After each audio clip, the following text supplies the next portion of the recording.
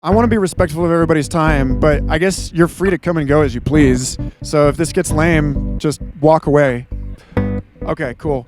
So, really the core of this talk was that two of the visionary artists that have inspired me more than most really believed that their paintings are a political statement, in the sense that every work of art is an act of communication, and every act of communication is sort of like an advertisement or a proposition about a state of consciousness and a way of seeing, a way of living in the world. Robert Venosa, when he was interviewed by Reality Sandwich a few years ago, he said that he really believed that his work was politically radical because it was communicating a state of consciousness that has been actively suppressed by the Western world, anyway, for hundreds of years. And that because of the way that our minds work, simply witnessing one of these pieces, even if you don't consciously understand it, is like doing something to you. That the visionary art is inherently, intrinsically psychoactive, that it's changing the viewer in some way. If you want to get new agey about it, that when we make something, our voices contain the holographic imprint of our soul. When we sing a song, we hear so much more than just the words or the feeling behind those words. We're being patterned by that person's entire experience, all of the genetic momentum of that person's lineage. Everything is going into that one syllable. Everything is going into that one brush stroke. And if you really are conscious of this, the other thing that I'm extremely fond of is Alex Gray's statement, visionary art plants a seed of liberation in the mind stream of the viewer. He was saying that when you make a work of art, you're imprinting it with your state of consciousness, and then when you witness a work of art, that state of consciousness is transmitted to you directly. Not directly, right? Because it's transmitted through a medium, just like light moves through the ether or sound waves move through air. The visionary experience moves through music, or it moves through paint, or it moves through, Android Jones's electro-mineral substance, which, as an aside, I find is really wonderful because he's found a way to bring materiality to an otherwise very etheric medium of the digital artwork. People have a hard time connecting with a digital painting in a way that they don't with an oil painting. But Android Jones is saying, well, look at it. It's not immaterial. These are electrons. Our instruments are made from minerals that we've mined out of the ground, substances that we have created in these alchemical laboratories. This is a material thing, and I am working with the mineral realm. Evan Snyder, Skytree, talks about when he's making electronic music, every chip in that computer, every circuit is a crystal. And so he's manipulating this crystalline grid.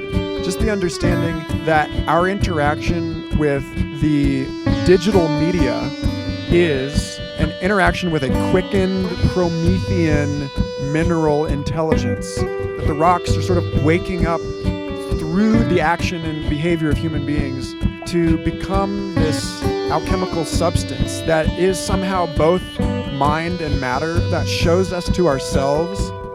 What we create carries the imprint of the creator.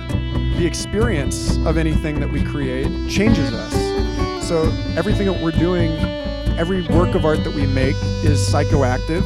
And whether or not someone accepts the advertisement, whether or not you bought it, that you agree with these ideas, you may totally disagree, but now you're disagreeing with something that you had no opinion on before. There is a new landmark in the country of your mind. And so some people communicate in ways that are intentionally controversial because they're not attempting to sell a particular idea. They're trying to catalyze a critical response. They're not trying to get you to agree with the content of what they're saying. They're trying to get you to think about something. Even if you disagree with what I'm saying, on the deeper level, I've gotten you to agree because I've gotten you to think about it. That's the deeper success, that suddenly you have an opinion.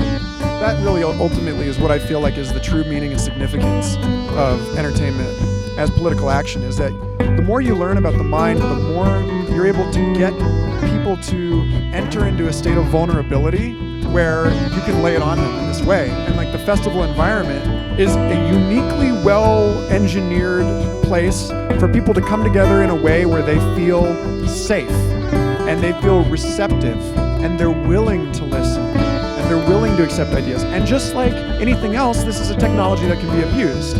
Just because you're vulnerable doesn't mean that you're going to get a good idea. This is what mind control is all about. You know, you can hypnotize somebody and have them drive off a bridge. And hopefully that's not what I'm doing here. Hopefully I'm not just being so engaging that you're like, you know what? You're right. There is a real danger in an age when we know what interests people, that this is abused in ways that encourage more people than was ever possible before to fall for it, to really buy into some totally toxic, environmentally destructive, suicidal rhetoric. Please, please, please, if something is really charismatic, if something is really interesting to you, that's a signal that you should be considering it, that you should be talking about it and learning and not just accepting that, oh, it's fascinating, therefore it's true. I mean, I think a lot of what I've said today is probably wrong. And, you know, like hopefully, hopefully not all of it.